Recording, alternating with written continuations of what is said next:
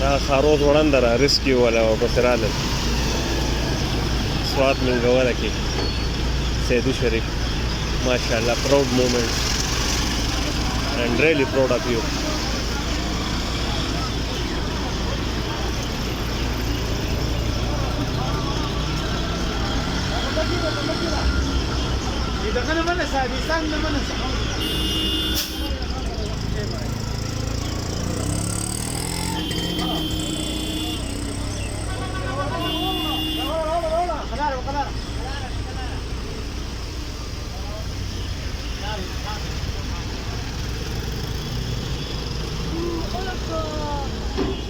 Sangi tinggal ke sana.